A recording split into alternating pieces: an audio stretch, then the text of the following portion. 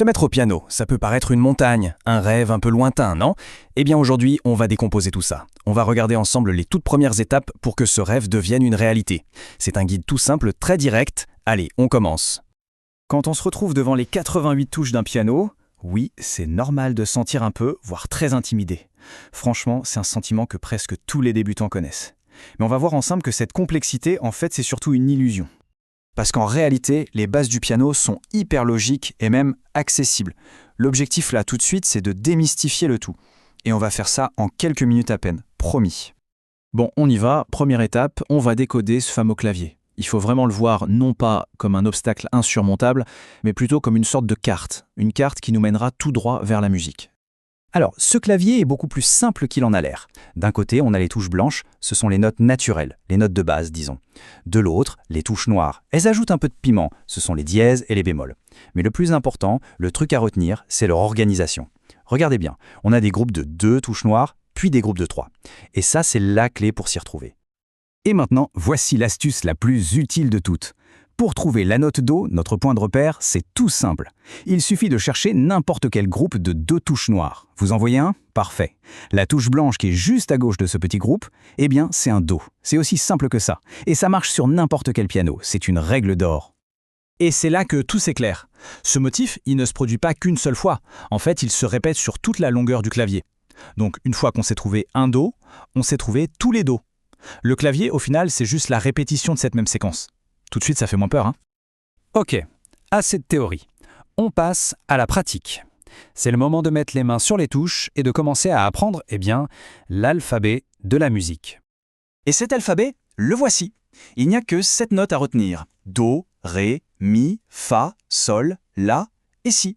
Et après le Si, la boucle est bouclée. On repart sur un Do, mais un peu plus aigu, et le cycle recommence. C'est tout. Alors la position des mains, c'est super important. Il faut s'installer bien au centre du piano. On va commencer avec la main droite. Le pouce se pose sur le Do du milieu, puis l'index sur le Ré, le majeur sur le Mi, et ainsi de suite. L'idée, c'est d'avoir les doigts bien souples et arrondis. Imaginez que vous tenez une petite balle dans la paume de votre main. C'est exactement ça. Maintenant qu'on sait où mettre les doigts, la question suivante, c'est quand est-ce qu'on joue les notes et pendant combien de temps?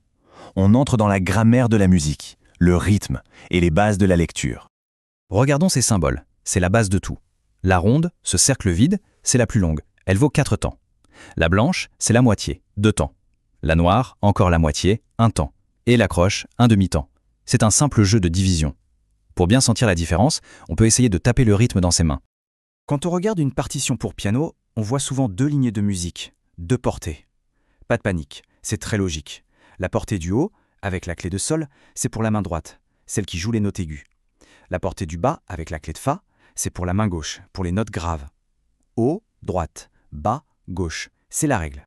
Allez, on arrive à la meilleure partie, la plus gratifiante. Comment on transforme tout ça en vraie musique? C'est là que ça devient vraiment magique, quand on peut commencer à jouer ses premiers morceaux.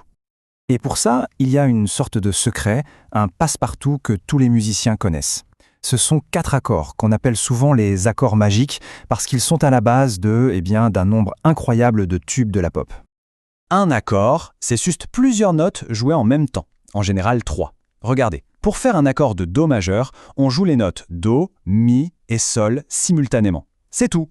Et en apprenant à jouer ces 4 accords-là, Do majeur, Sol majeur, La mineur et Fa majeur, et à les enchaîner, on débloque des centaines de chansons. C'est vraiment un super pouvoir.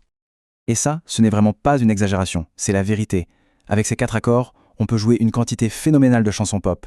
Mais pas que. Ça marche aussi pour le rock, la folk. Cette suite d'accords, on l'entend partout. C'est un raccourci incroyable pour s'amuser tout de suite.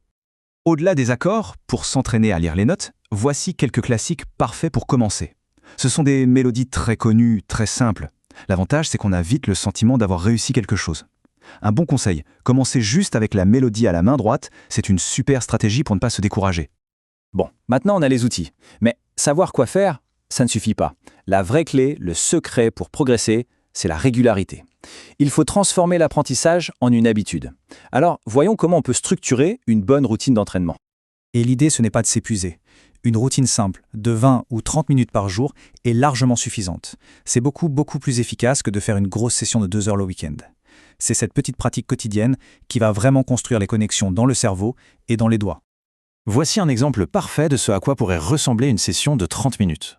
On commence par 5 minutes de repérage de notes, juste pour s'échauffer. Ensuite, 10 minutes d'exercice pour les doigts, pour gagner en agilité. Puis le cœur de la séance, 10 minutes sur un morceau, pour le plaisir. Et on finit par 5 minutes d'écoute active, pour entraîner son oreille. C'est complet, équilibré, et ça passe vite. Voilà, les bases sont là. La carte pour s'orienter sur le clavier est maintenant beaucoup plus claire et le chemin est tracé. Alors, le voyage musical peut commencer. La seule question qui reste, c'est quel sera le tout premier morceau qui lancera cette belle aventure ?